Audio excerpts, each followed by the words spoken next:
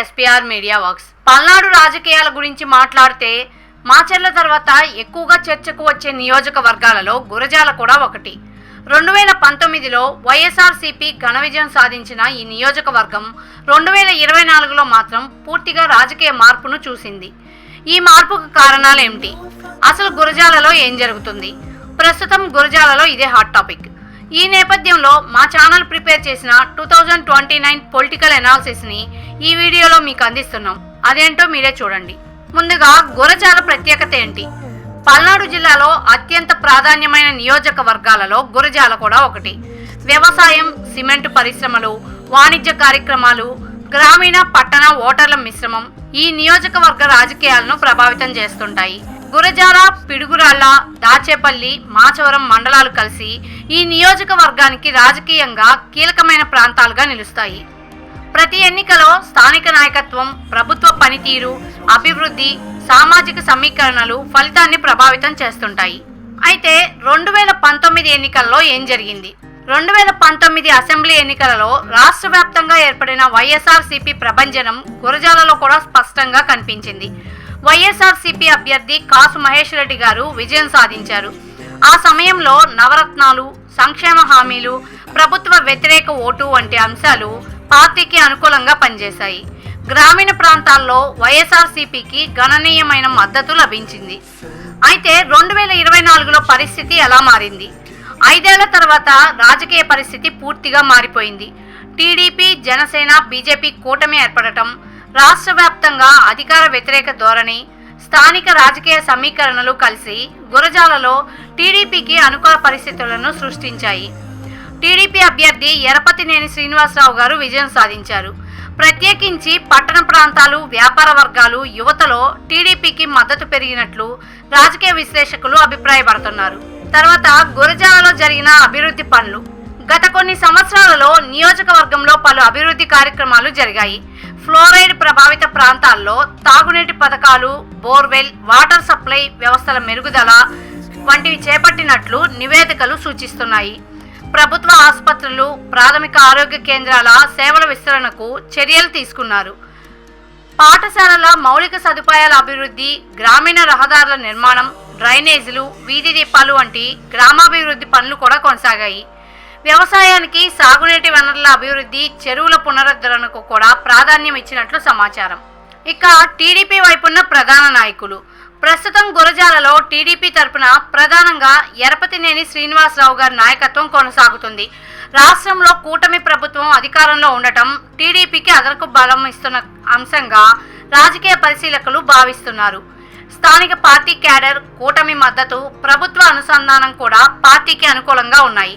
వైఎస్ఆర్సీపీ వైపున్న ప్రధాన నాయకులు. వైఎస్ఆర్సీపీ తరపున కాసు మహేష్ రెడ్డి గారు ప్రధాన నాయకుడిగా కొనసాగుతున్నారు.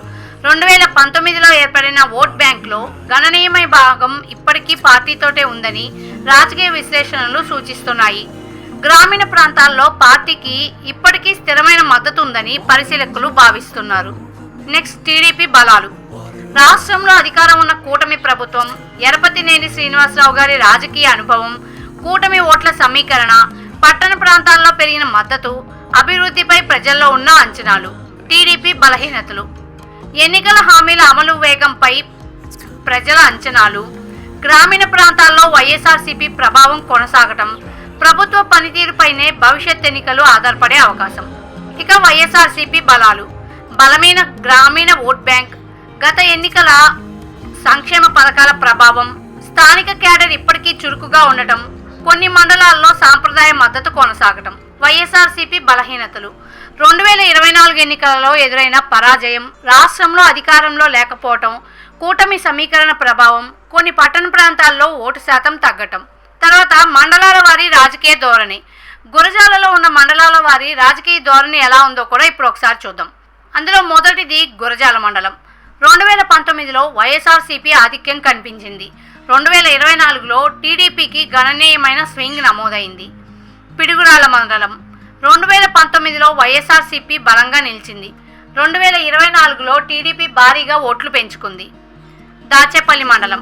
2019లో వైఎస్ఆర్సీపీకి స్పష్టమైన ఆధిక్యం. 2024లో పోటీ తీవ్రంగా మారి టీడీపీ ఓట్ల శాతం పెరగడం.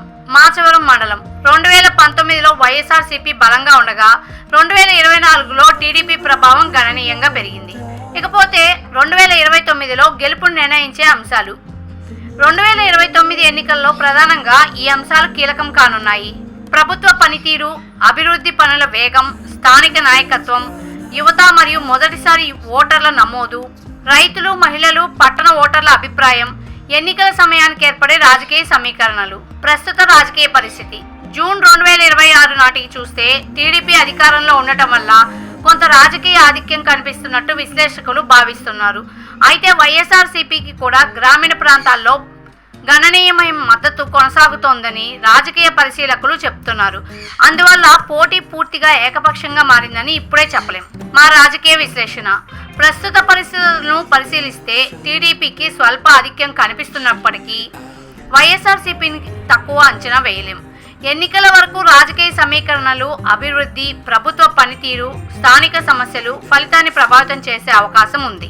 ఒక కీలక విషయం ఏంటంటే గురజాల నియోజకవర్గంలో కేవలం పార్టీ గాలి మాత్రమే గెలుపును నిర్ణయించదు.